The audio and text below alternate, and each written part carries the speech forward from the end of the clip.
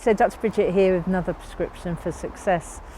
Today I'm going to be talking about how people become wobbly, how you become wobbly, how I become wobbly, because it's really a strategy.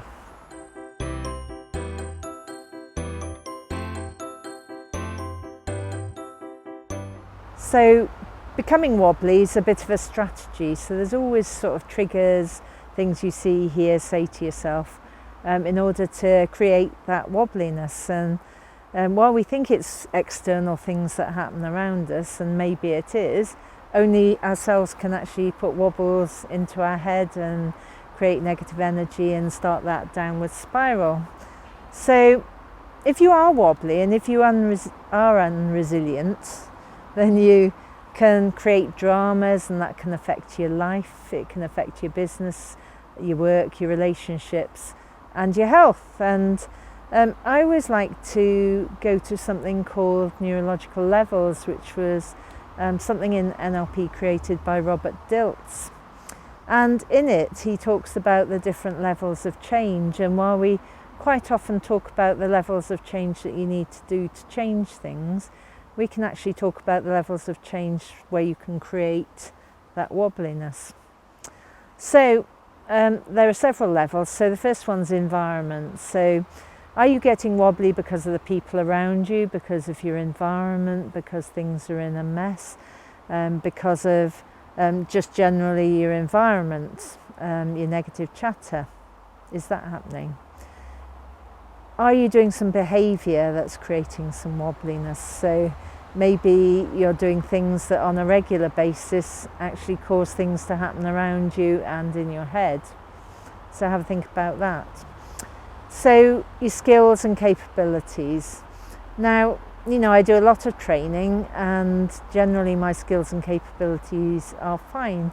Very occasionally what happens is that I've done a course or some training in a company, and I think, I really need to sort that out before next time.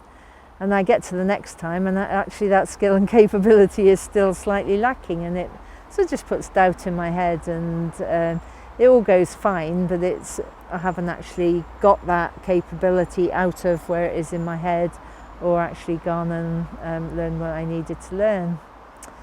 Then there's your values and beliefs. So our beliefs. So if we believe that we're not good enough, if success is too hard, if people are going to be laughing at us, or that we're not in the right thing for us, then that's going to actually cause some wobbles, and we need to sort those out. Then our values. If we know our values, and a lot of people don't know their values because they're held at an unconscious level, then we can't actually tick them. So our values are what is important to us about whatever it is that we're talking about, our work, our business, our relationships, our health, our life in general.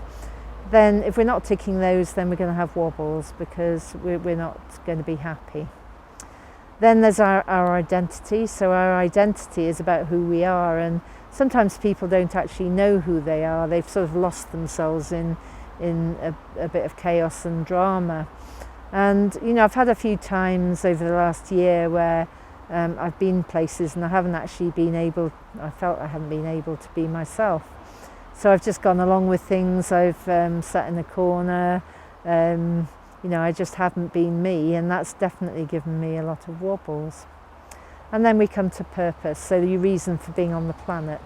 So if you haven't thought about that and why you're on the planet, then how are you actually going to have a purpose in your life?